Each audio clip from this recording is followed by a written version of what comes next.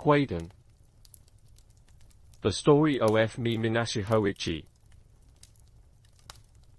More than 700 years ago, at Dunnowura, in the Straits of Shimonoseki, was fought the last battle of the long contest between the Heikei, or Taira clan, and the Genji, or Minamoto clan.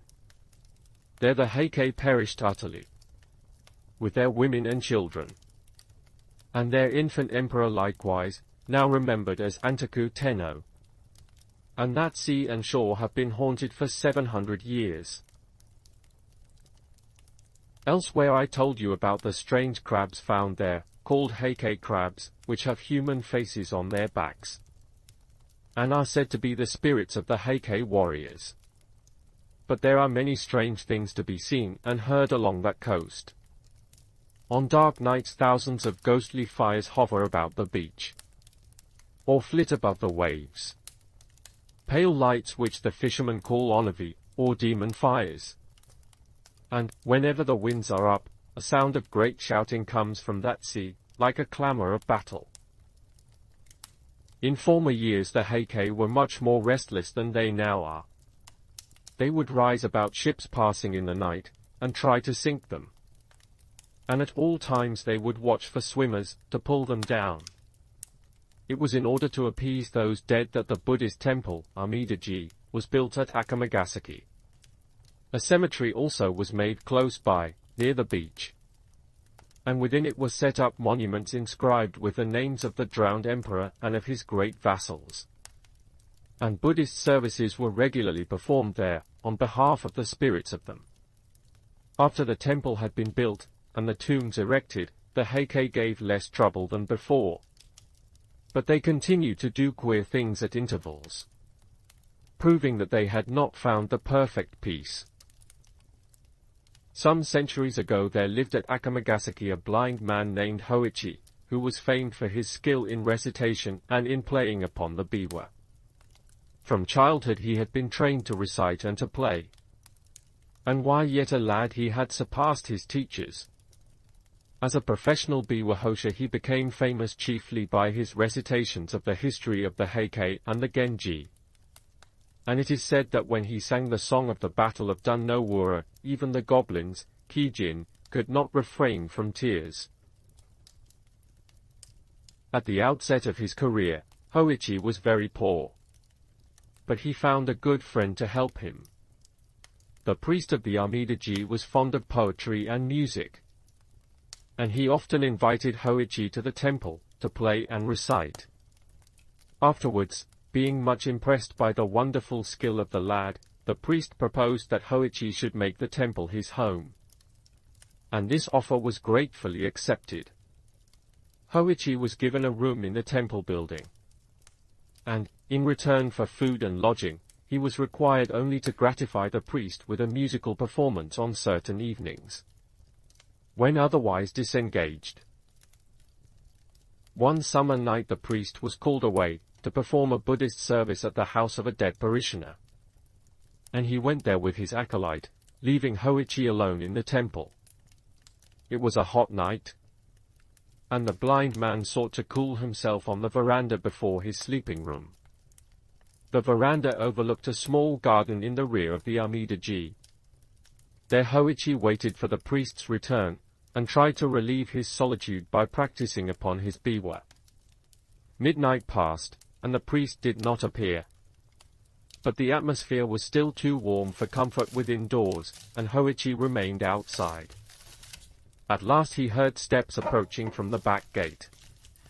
Somebody crossed the garden, advanced to the veranda, and halted directly in front of him, but it was not the priest.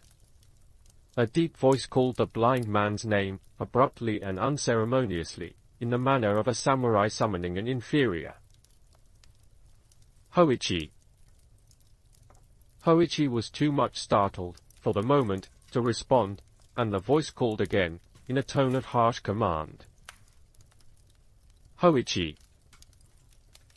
Hi, answered the blind man, frightened by the menace in the voice. I am blind. I cannot know who calls. There is nothing to fear, the stranger exclaimed, speaking more gently. I am stopping near this temple, and have been sent to you with a message. My present lord, a person of exceedingly high rank, is now staying in Akamagasaki, with many noble attendants. He wished to view the scene of the Battle of Dunnowura, and today he visited that place. Having heard of your skill in reciting the story of the battle, he now desires to hear your performance.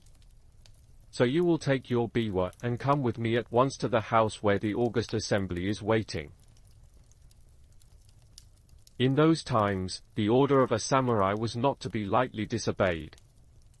Hoichi donned his sandals, took his biwa, and went away with the stranger, who guided him deftly, but obliged him to walk very fast. The hand that guided was iron, and the clank of the warrior's stride proved him fully armed. Probably some palace guard on duty. Hoichi's first alarm was over. He began to imagine himself in good luck. For, remembering the retainer's assurance about a person of exceedingly high rank, he thought that the lord who wished to hear the recitation could not be less than a daimyo of the first class. Presently the samurai halted, and Hoichi became aware that they had arrived at a large gateway. And he wondered, for he could not remember any large gate in that part of the town, except the main gate of the Amida-ji. Kaimon, the samurai called. And there was a sound of unbarring, and the twain passed on. They traversed a space of garden, and halted again before some entrance.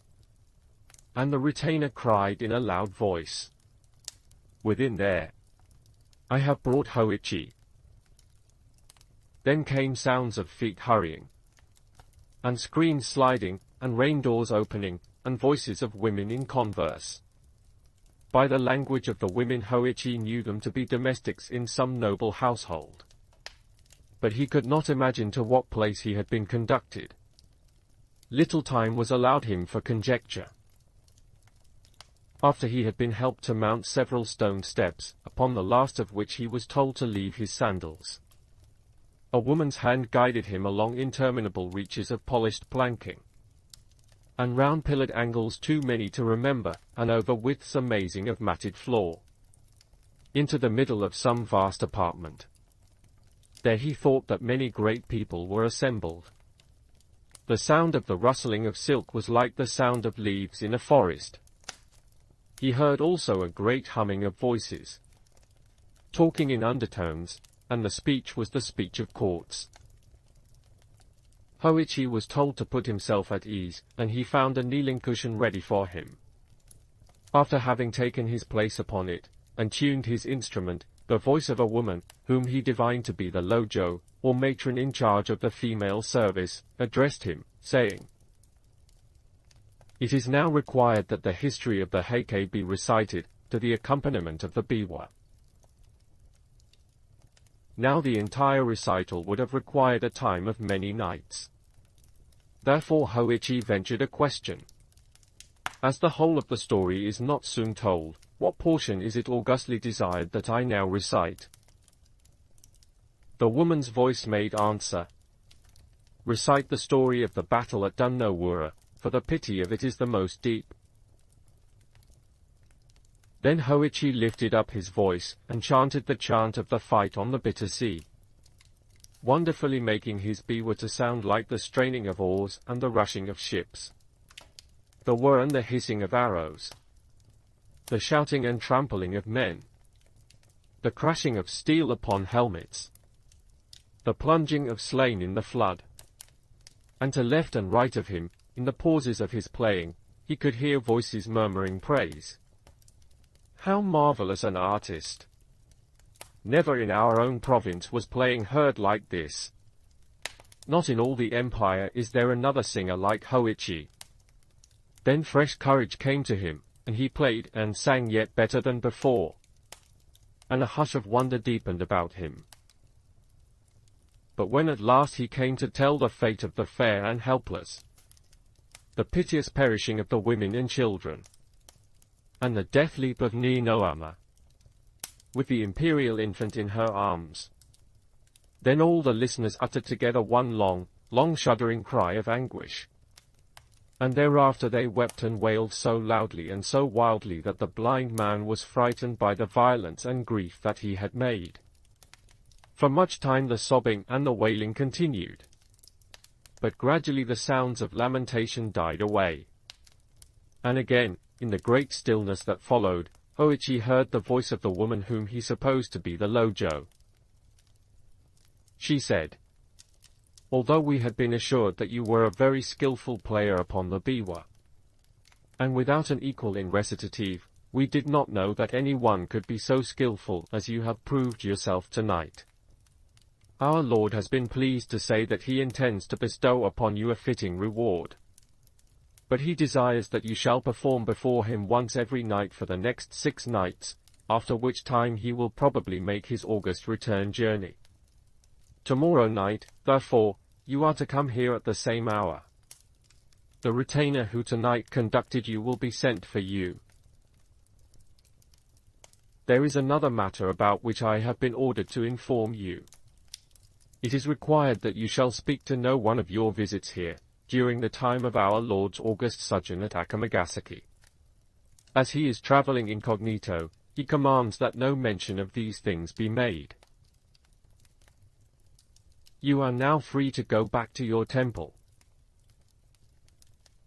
After Hoichi had duly expressed his thanks, a woman's hand conducted him to the entrance of the house, where the same retainer, who had before guided him, was waiting to take him home. The retainer led him to the veranda at the rear of the temple, and there bade him farewell. It was almost dawn when Hoichi returned, but his absence from the temple had not been observed, as the priest, coming back at a very late hour, had supposed him asleep. During the day Hoichi was able to take some rest, and he said nothing about his strange adventure. In the middle of the following night the samurai again came for him, and led him to the august assembly, where he gave another recitation with the same success that had attended his previous performance. But during this second visit his absence from the temple was accidentally discovered, and after his return in the morning he was summoned to the presence of the priest, who said to him, in a tone of kindly reproach, "We have been very anxious about you, friend Hoichi. To go out, blind and alone, at so late an hour, is dangerous. Why did you go without telling us? I could have ordered a servant to accompany you. And where have you been?" Hoichi answered, evasively, "Pardon me, kind friend. I had to attend to some private business, and I could not arrange the matter at any other hour." The priest was surprised, rather than pained, by Hoichi's reticence. He felt it to be unnatural, and suspected something wrong. He feared that the blind lad had been bewitched or deluded by some evil spirits. He did not ask any more questions, but he privately instructed the men servants of the temple to keep watch upon Hoichi's movements, and to follow him in case that he should again leave the temple after dark. On the very next night, Hoichi was seen to leave the temple, and the servants immediately lighted their lanterns, and followed after him. But it was a rainy night, and very dark, and before the temple folks could get to the roadway, Hoichi had disappeared. Evidently he had walked very fast, a strange thing, considering his blindness, for the road was in a bad condition. The men hurried through the streets, making inquiries at every house which Hoichi was accustomed to visit, but nobody could give them any news of him. At last, as they were returning to the temple by way of the shore, they were startled by the sound of a biwa, furiously played, in the cemetery of the Amidaji. Except for some ghostly fires, such as usually flitted there on dark nights, all was blackness in that direction. But the men at once hastened to the cemetery, and there, by the help of their lanterns, they discovered Hoichi, sitting alone in the rain before the memorial tomb of Antaku Tenno, making his biwa resound, and loudly chanting the chant of the Battle of Dunnowura. And behind him, and about him, and everywhere above the tombs, the fires of the dead were burning, like candles. Never before had so great a host of onavi appeared in the sight of mortal man. Hoichi-san, Hoichi-san, the servants cried. You are bewitched. Hoichi-san. But the blind man did not seem to hear. Strenuously he made his biwa to rattle and ring and clang. More and more wildly he chanted the chant of the Battle of Dunnowura. They caught hold of him, they shouted into his ear. Hoichi-san, Hoichi-san, come home with us at once. Reprovingly he spoke to them. To interrupt me in such a manner, before this august assembly, will not be tolerated. Whereat, in spite of the weirdness of the thing, the servants could not help laughing. Sure that he had been bewitched, they now seized him, and pulled him up on his feet, and by main force hurried him back to the temple, where he was immediately relieved of his wet clothes, by order of the priest.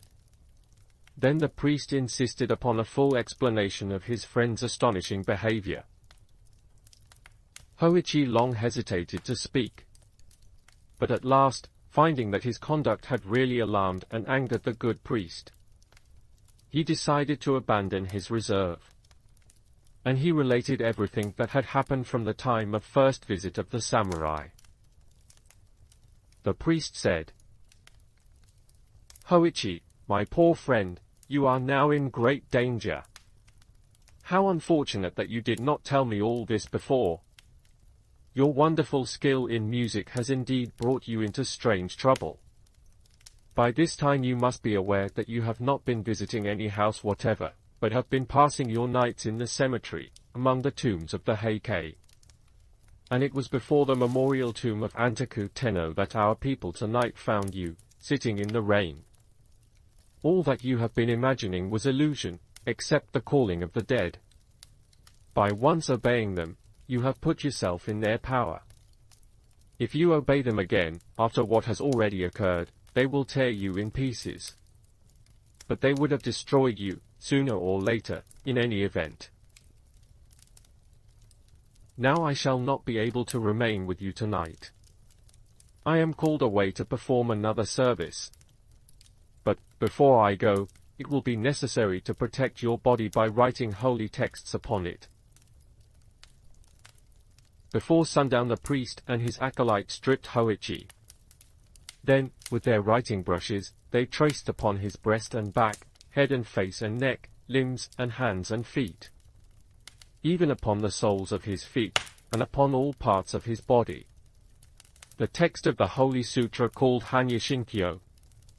When this had been done, the priest instructed Hoichi, saying, Tonight, as soon as I go away, you must seat yourself on the veranda, and wait. You will be called. But, whatever may happen, do not answer, and do not move. Say nothing and sit still, as if meditating. If you stir, or make any noise, you will be torn asunder. Do not get frightened.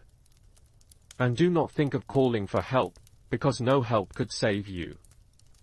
If you do exactly as I tell you, the danger will pass, and you will have nothing more to fear. After dark the priest and the acolyte went away, and Hoichi seated himself on the veranda, according to the instructions given him. He laid his biwa on the planking beside him, and, assuming the attitude of meditation, remained quite still, taking care not to cough, or to breathe audibly. 4 hours he stayed thus. Then, from the roadway, he heard the steps coming. They passed the gate, crossed the garden, approached the veranda, stopped, directly in front of him. Hoichi, the deep voice called.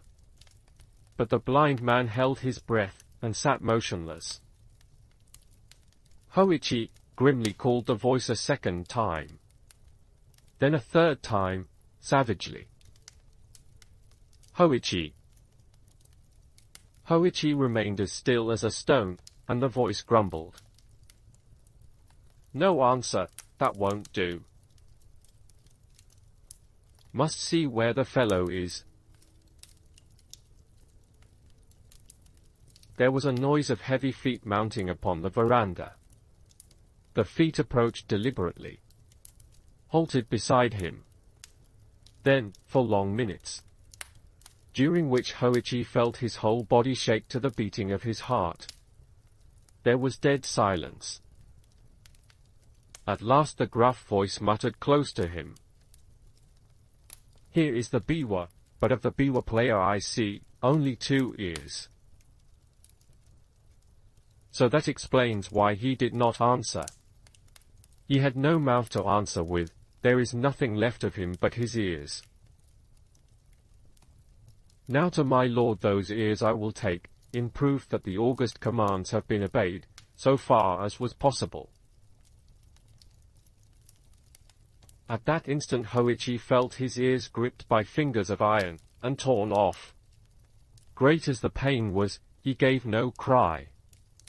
The heavy footfalls receded along the veranda, descended into the garden, passed out to the roadway, ceased. From either side of his head, the blind man felt a thick warm trickling, but he dared not lift his hands. Before sunrise the priest came back. He hastened at once to the veranda in the rear, stepped and slipped upon something clammy, and uttered a cry of horror. For he saw, by the light of his lantern, that the clamminess was blood. But he perceived Hoichi sitting there, in the attitude of meditation, with the blood still oozing from his wounds. "My poor Hoichi," cried the startled priest, "what is this? You have been hurt?" At the sound of his friend's voice, the blind man felt safe. He burst out sobbing, and tearfully told his adventure of the night. Poor Hoichi," the priest exclaimed.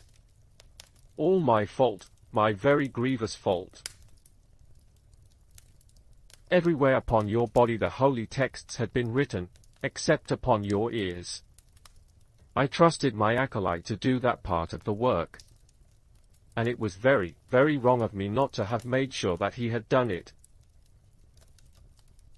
Well, the matter cannot now be helped. We can only try to heal your hurts as soon as possible. Cheer up, friend, the danger is now well over. You will never again be troubled by those visitors." With the aid of a good doctor, Hoichi soon recovered from his injuries. The story of his strange adventure spread far and wide, and soon made him famous. Many noble persons went to Akamagasaki to hear him recite, and large presents of money were given to him, so that he became a wealthy man. But from the time of his adventure, he was known only by the appellation of Mimi-nashi Hōichi. Hoichi the Earless.